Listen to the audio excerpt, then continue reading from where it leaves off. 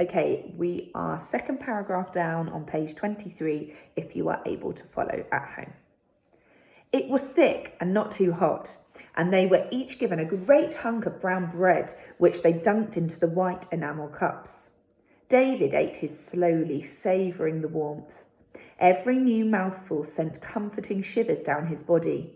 He had hoped for some of Tucky's, but clearly Tucky was feeling well enough to finish his now. Then there were cheese rolls, and they washed it all down with the sweetest cocoa David had ever tasted. The cocoa was too much for Tucky, and he emptied his into David's mug, and David crouched over it, warming his hands. Down in the hall, everyone had stopped talking, and Miss Roberts was speaking. The boys have all had a very long day, and I think we should get them off to bed as quickly as we can. But I know they'd all like me to thank you kind people for our welcoming meal. It's a long time since we've eaten like that. Now most of you are having one boy to stay, and some 2 or 3. Do choose quickly. They're a good bunch of boys, and I know you'll look after them as well as you can. You'll find their names and ages on their placards, so as soon as you've chosen the one you're having, please register with Miss Evers at the table by the door. That way, we'll know where everyone has gone to. It wouldn't do to lose anyone now, would it? Take the first row first, and then the back row will move forward. The crowd of faces in the hall moved in closer, looking up at them. The children sat sipping their cocoa and gazed back down at them. There was a lot of whispering, and it was a long time before anyone moved. Then one of the ladies stepped forward and peered closely for a moment at Paul's placard. She smiled up at him over her glasses. Come on then, Paul, she said, tapping him on the knee. Let's get the ball rolling. You come along with me. Yes, miss, said Paul, and looked to Miss Roberts for reassurance. Miss Roberts nodded. Off you go then, Paul, and be good now. Miss Roberts spoke kindly, and Paul got up and walked down the steps into the hall. The lady took his case, and the 2 of them walked away towards Miss Evers's table at the back of the hall.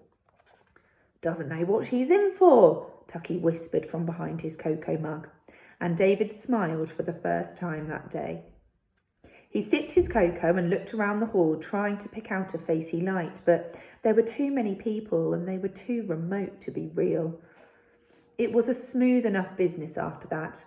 One by one, the chairs on the platform emptied, and soon the whole front row was gone. Miss Roberts beckoned the back row into their places. Sam went. Billy Preston and Graham Watts went together, and gradually the hall was emptying.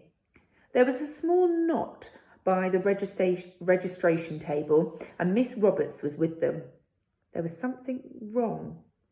David could tell that. Everyone kept glancing back up at the platform where David and Tucky sat side by side at the end of the front row. There was no one left.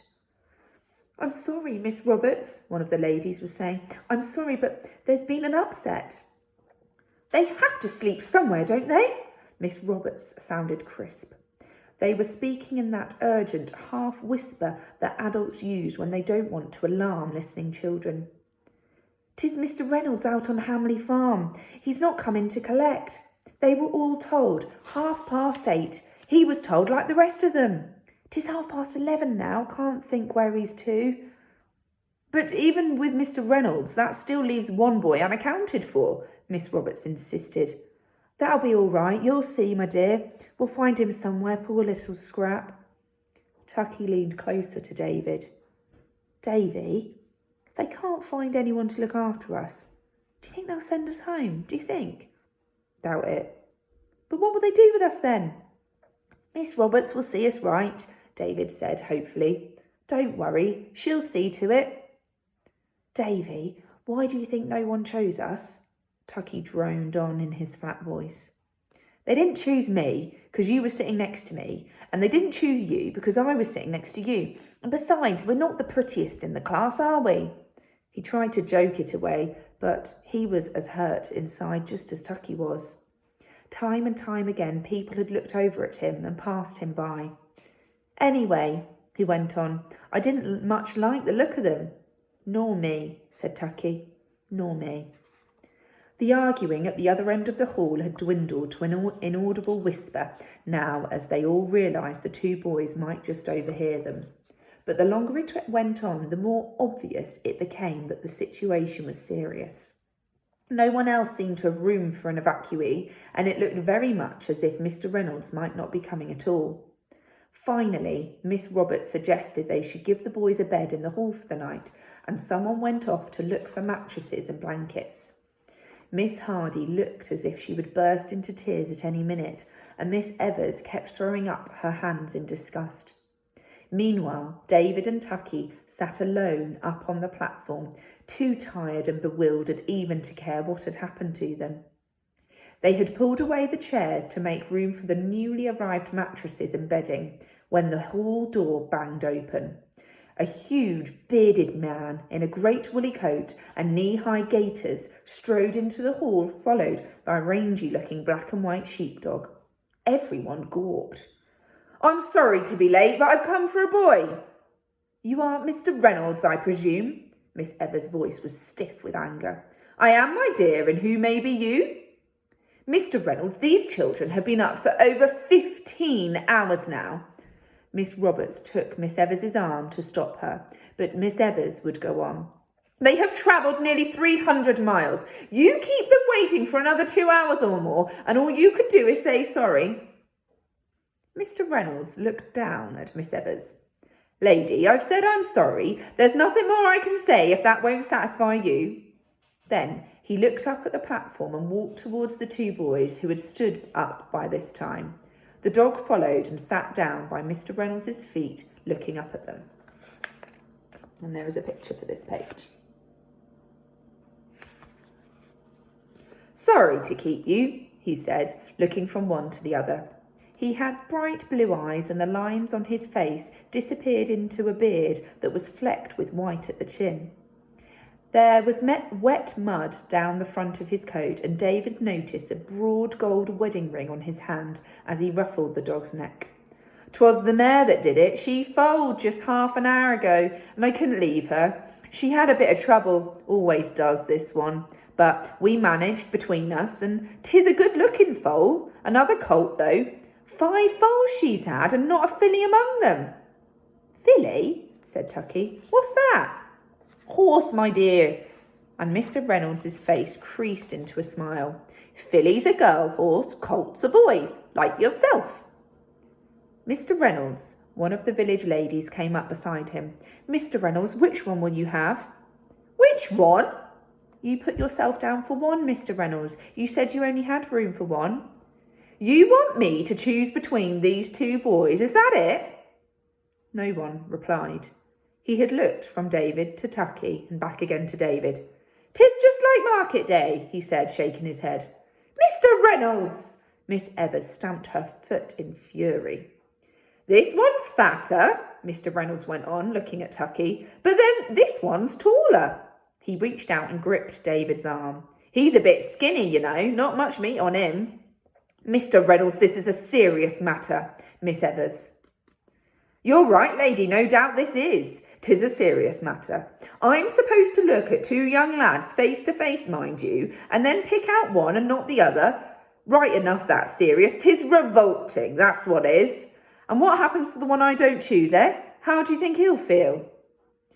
"As a matter of fact," said Miss Roberts quickly, "we don't know what will happen to him." "You don't know?" "Apparently there's been a mistake, a muddle over the numbers, and one of these 2 boys has nowhere to go. Not yet, anyway. I don't suppose you'd consider taking them both on, would you? They're great friends at school, and we'd be very obliged." "Friends, are they?" Mr. Reynolds considered the 2 boys carefully and read each of their placards slowly, stroking his dog all the time. "I'll tell you one thing for certain. It'll be both of them or neither. There'll be no choosing. What about asking them? They might not like the look of me. Have you thought of that?" No one said anything. So we asked them direct. "Well, what do you think? I'm a farmer, 42 years old, married, no children. My name's Jerry Reynolds. I run 96 acres, barley, sheep, milk and cows, a few beef cattle, and since the war began, a few acres of potatoes. 'Tis only a small cottage, and you'll have to share one bed and do your bit around the farm. Well, what do you say?" Tucky looked at David, and David looked back at him. It was the first good moment of the day. Each understood instinctively what the other wanted. "We'll go with you, mister," David said.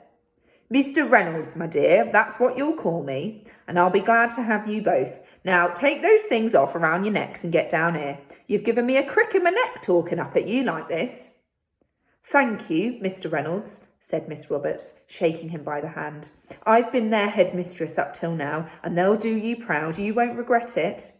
"I hope not," Mr. Reynolds said. "Come on then, you two, we'll be off. Haven't had my dinner yet. First the lambing, then that confounded mare. Quite put me out, it has." The dog followed them towards the door. "Mr. Reynolds," it was Miss Evers again, "you must register before you take them."